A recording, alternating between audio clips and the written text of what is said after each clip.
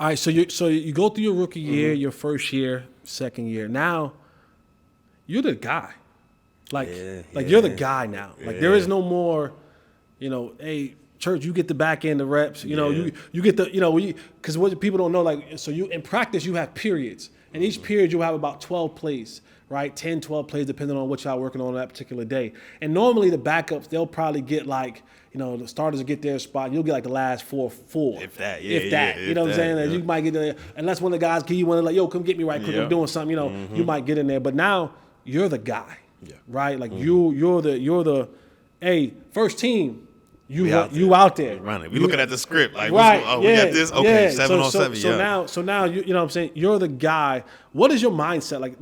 Like what was the transition from being, well, I'm a backup, a special teams guy, I'm going to play sparingly, but I'm going to be on special teams, to now knowing, I'm like the quarterback back here. Like I'm the guy that's calling the signals back here for the secondary.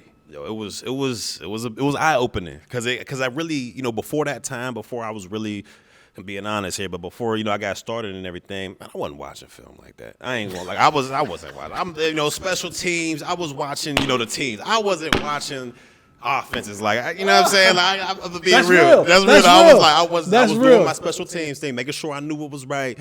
But defensively, I wasn't watching film like that. But then when I got thrust into the starting lineup, and I had to beat out this guy by the name of Rodney Poole, who I thought, once again, like I was talking about earlier, things kind of just fell in line. So after my second year, I'm thinking, oh, this is my spot now. Like, they didn't bring Allen Ball back. I'm like, all season, just me and Sensabaugh, doing our thing. I'm like, oh, this is my spot.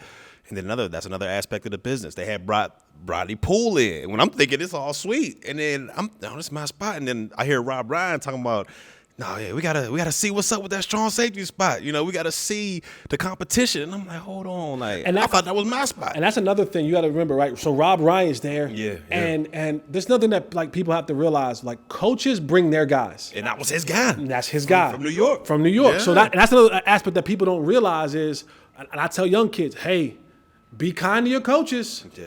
Because position coaches become coordinators become head coaches, and guys bring their guys. Because for Rob, in his complex scheme, and he had a complex scheme, right? He had a complex scheme. So for him, it's always, who can I bring in that understands my language, who understands the calls, the checks, who's been a part of it, who's been in it, and that's another aspect of it too. You like, wait, so I'm not your guy. Like that's what exactly. I'm not your. I thought I was penciled in. No, he's your guy. Oh, man, okay. And that was a real eye opener right there. So they bring in Rodney Poole, and now you're competing. Yep. And to me, and I did this anytime I was in that competitive mode where I had to try to win a spot or what's the mindset? Like, what is the mindset? So to me, it's keep your friends close, but not necessarily enemies. But I'm competing with you, so keep your enemies closer. So to me, Rodney, we working out together, man. Come on. Like, I got to check see what you got going on. So everything. We DB drills, working out in the weight room. I got to see what the competition is like. And that's what I did. So me and him side by side the entire time. And, he's a cool dude, so I was friendly with him. But in the back of my mind, I always had that, look, man, I'm just here with you so I can take your spot. But basically. That's an unspoken kind of thing. Because everybody knows, right? Yeah. Like you go into a room, and you're saying, yeah, we cool, we the DBs, we the receivers, we this, we that, we the third. But I'm like, it's a dog-eat-dog world in there, man. We cool, but if coach say me and you, it's got to go. You know what I'm saying? Like you always, and I always tell people, like, I never wish injury on anybody, but I'm like, but if Patrick Creighton, if your ankle get turned, I hope you heal. Just not soon. Man, that's facts. But like it sounds crazy, but like it is.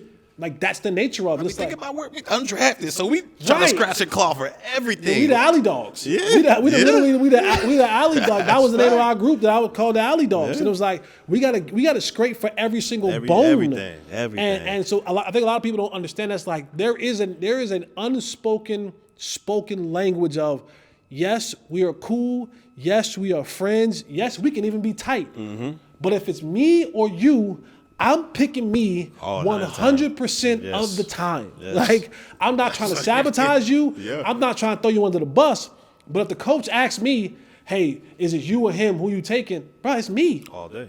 No offense, but you know what I'm saying? Yeah, like I'm not giving them bad calls. Like I ain't gonna if he's like, church, what is this? I'm gonna explain everything to you. I'm gonna have it to you. I ain't gonna do you like that. But when it comes to, I had to make sure I was better than that guy. Right, so right. like when it worked, you was eyeing the competition. I was that's what it came down to. And then I kind of knew I had the spot when we got to camp. And you remember going out to Oxnard, how we used to do it in the conditioning drill. Oh yeah, that San Antonio. That was the worst camp of my life, man. San Antonio. Then go, man. It was San Antonio, Oxnard. One year we did San Antonio, Oxnard, Canton. Yeah, I was there. Yeah, we did like mad trips around. It was crazy. Because San Antonio, not to get too far off, but San Antonio, you was in a hotel and you was inside the dome. So there was time you didn't even see the sun. Right. Like it was legit. a crazy setup. Legit. Setup. But yeah, I kind of knew going into camp, we had that conditioning test.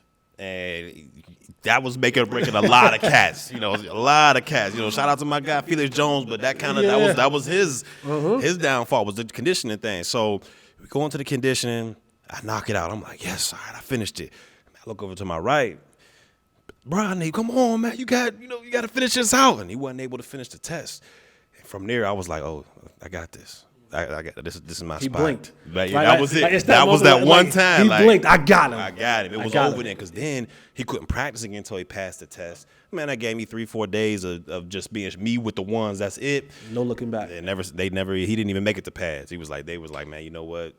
We'll see you when we see it type deal. It was wild. Man, that's crazy because that's like think about that. Like you're just a conditioning chest separated. Like there's so many moments in your in careers when you look at it and you go, what was a defining moment? It was like, well, I did my conditioning test. That's it. And that was the difference for me being a backup and then being expendable. Yep. And being really, I could have been him. Exactly. Right? They could have gave me the handshake. They could have came in and like, hey, we appreciate all that you did, but we'll mail your stuff to you. Exactly. You know what I'm saying? How that used to be. Man. The Grim Reaper used to come around, but hey, Bruce Mays.